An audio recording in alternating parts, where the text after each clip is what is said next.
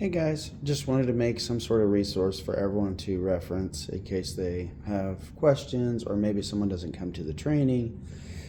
So we are utilizing a new system and it is connected to our app, connected to our online giving. So a lot of people's names will already be in there, which is one of the benefits. The only thing we're working on is getting the children attached in our system to the adults. So what we need to do is as we register adults, we search their phone number, and if their phone number doesn't pop up, that means they need to fill out one of these papers. I have a bunch of these printed right here, and they're sitting handy, but we need to have those filled out so that we can register their child. So once we get every family, at least our regulars, on paper, I will put them in the system as they come in, and then we'll be able to search them by phone number and pull them up easily. So when you register someone, they'll come to the desk. You'll need to hit this, go slide up, and the same code that I think Mark Moss had on here is the same code we're using. So it's 477777. Then you'll hit this little check mark, and now we can search. There's start check-in mode. This is all we need to do. So let's search the phone number.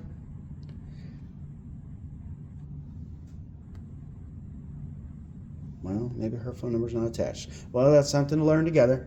I have put my phone number in there and the kids will pop up. But Amy can be in there and not have the kids pop up.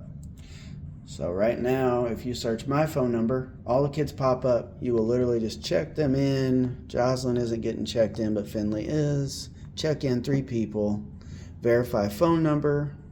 Boom. They're all checked in. They will show up. They will print labels.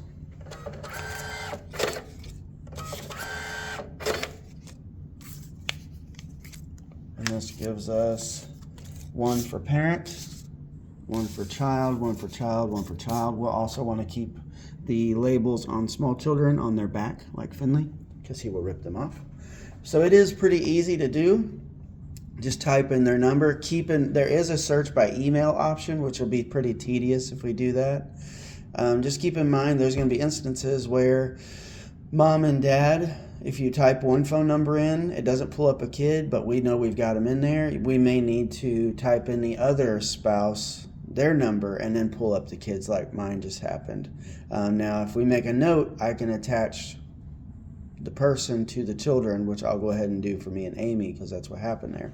There are some other features we haven't utilized yet, just simply because I don't know if you guys are using this yet.